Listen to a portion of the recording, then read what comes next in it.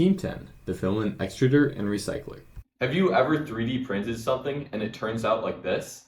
Sometimes the print winds up in a big ball of spaghetti because something got messed up in the printing process.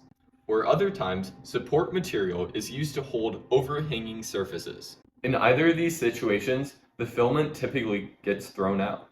Per Filamentive.com, 33% of all filament printed is wasted. What is this garbage? Alex, did you do this? What if, instead of throwing it out, it could be put back onto a spool and printed again? Introducing the Filament Recycler 3000.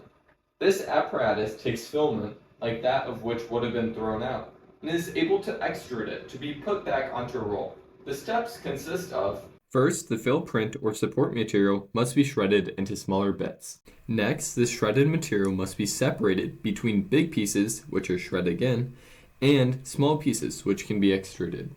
Then, the small pieces are combined with virgin plastic at a 30-part virgin plastic to a 70-part filament ratio. These are then combined, then put into the hopper. Then, we wait for it to heat up. Finally, they can be extruded and spun onto a roll. Now the process is ready to repeat itself. To fulfill these important steps, the Filament Recycler is made up of 3 different modules. Module 1, the motor module. This module is made up of 4 major components. First is the motor, which produces the rotational force required to turn the implements. Second is the gearbox, which gears up the motor at a ratio of 144 to 1. That is producing 144 pound-feet of torque. Third is the coupler, which connects the modules together. Fourth is the user control panel, which has a power switch, which turns the system on and off, override button used for aligning the motor shaft with the implements, LCD screen, which provides feedback to the users, displays states of hoppers and collectors, displays enabled and disabled, and displays the connected module.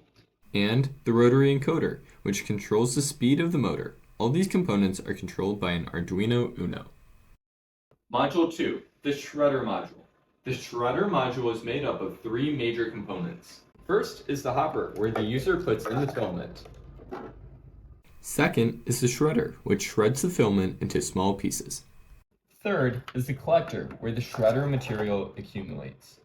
The shredder has safety sensing communicated over the Ethernet port. It senses if the hopper is open or if the collector is open and will shut off the motor in either of these cases. Safety paneling prevents the user from touching anything moving. Module 3, the extruder module. The extruder module is made up of 4 major components.